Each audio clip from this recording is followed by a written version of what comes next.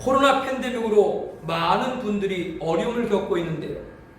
코로나 팬데믹을 통해 우리가 영적으로 봐야 될 것이 무엇입니까?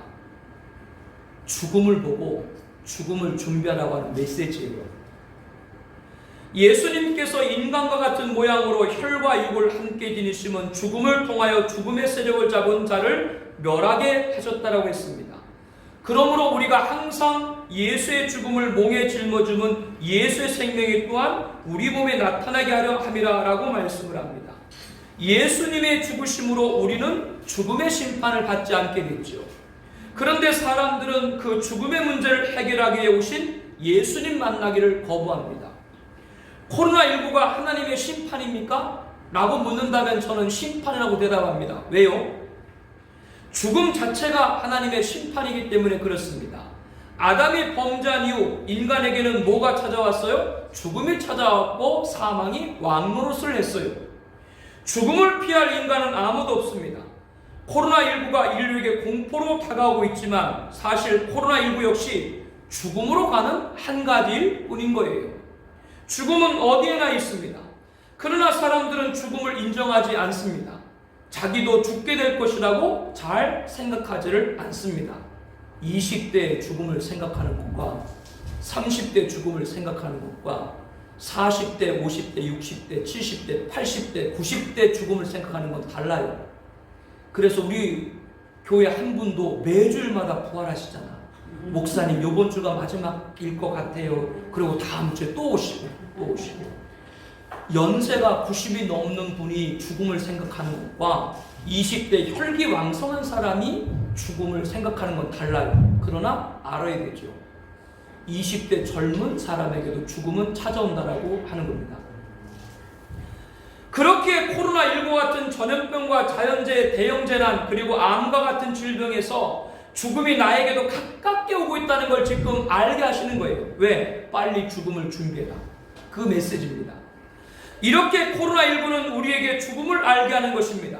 죽음을 모르고 사는 자들에게 죽음을 보게 하는 것입니다. 우리나라는 하루에 약 820여 명이 사망을 하고 연간 30여만 명이 사망합니다. 전 세계적으로는 하루에 15만 명, 연간 약 5,500만 명의 사망자가 발생합니다. 1년에 대한민국 인구수만한 사람들이 죽는다 그 말이에요. 이렇게 사람들이 많이 죽어감에도 사람들은 죽음을 생각하지 않죠. 대유행병과 자연재해 등으로 사람들이 죽어가고 막대한 재산 피해 등 규모일 때만 인간은 죽음에 관심을 둡니다. 대형재난은 죽음의 과정을 보여주는 거예요. 어떤 사람에게는 굶주림, 암, 심장병으로 죽어가고 있습니다.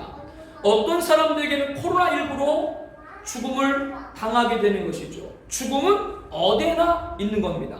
그런데도 죽음을 받아들이지 않아요. 그래서 코로나 팬데믹 같은 세계 대유행병으로 사람들에게 죽음을 보여주는 겁니다. 이유가 뭐라고요? 빨리 죽음을 준비해라. 누구를 만나야 돼요? 예수님 만나라. 그 메시지를 우리들에게 들려주고 있는 거예요. 코로나19로 죽을 사람의 수가 증가하는 것이 아닙니다. 1년 평균 사망자 수에 크게 벗어나지 않습니다. 우리가 보기엔 많은 분들이 목숨을 잃는 것 같지만 실상은 한 해 한 해 평균적으로 사망하는 숫자 있죠. 그 수에서 벗어나지 않는다 그 말이에요. 재난 중 어떤 것도 죽을 사람의 수를 증가시키지 않습니다. 또 아까도 말씀드린 것처럼 죽음에는 순서가 없습니다. 근본의 코로나19 팬데믹 혹은 여러 자연재해, 사건, 사고로 연세가 많은 분들만 목숨을 잃던가요? 아니죠. 어린아이도 목숨을 잃는 것을 보았을 것입니다. 이렇게 어린이, 청소년, 성인 모두가 죽는 것입니다. 죽음에 대한 통계는 냉정합니다. 자연재해, 재난은 우리가 정상적인 수명을 살지 못하고 일찍 죽을 수도 있다라고 하는 걸 강조하고 있죠. 이러한 사건, 사고를 통해서 우리는 내가 예상하는 것보다 더 빨리 죽을 수 있다라는 두려움을 갖게 됩니다. 그러면 두려움을 갖고 죽음을 인식하게 되면 누구를 만나야 돼요? 예수님을 만나야 되는데 사람들이 그래도 안 믿어요. 그래서 누가 저와 여러분이 빌립이 되어서 누구를 예수님을 전해야 될 때다 그 말이에요. 지금 이때 하나님은 그의 자녀들에게 심판을 보내실 때 그것은 그들을 벌하시기 위한 것이 아닙니다. 경계하기 위함입니다. 우리들은 무엇을 경계해요? 너희들도 그리스도의 심판대 앞에 설 날이 다가오고 있다 라고 하는 겁니다. 그때 우리는 이 땅에서 우리가 어떻게 살았는가, 살았던 방식에 관해서 설명해야 됩니다. 우리는 상을 받거나 거절당할 수도 있습니다. 하지만 감사하게도 우리는 영원한 심판을 받지 않게 될 줄로 믿습니다. 이게 중요한 거예요.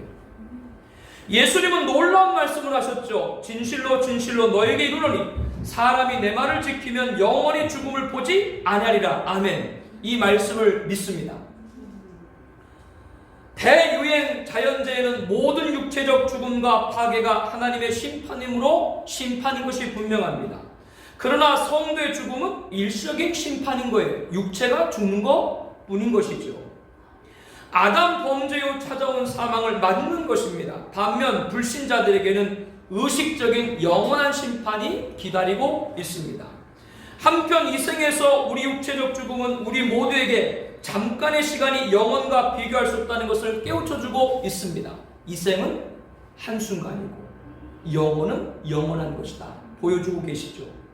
우리의 시선을 하늘로 향하라고 경고하고 계시다고 하는 겁니다. 코로나19는 우리에게 세상에서 잘 될 것이라는 잘못된 희망을 주지 않습니다.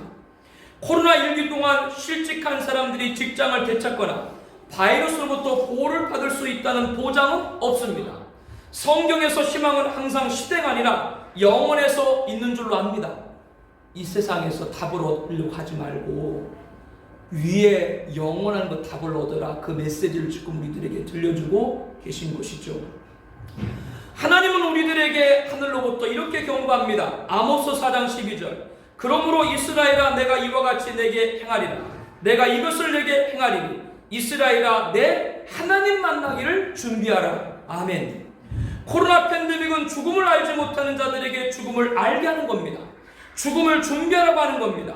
살아있을 때 죽음을 준비하라. 코로나19로 죽어가는 자들을 보면서 경각시키고 계신 것이죠. 지금 죽음의 문제를 해결하신 누구? 예수님을 만나서 구원받아야 된다라고 하는 겁니다.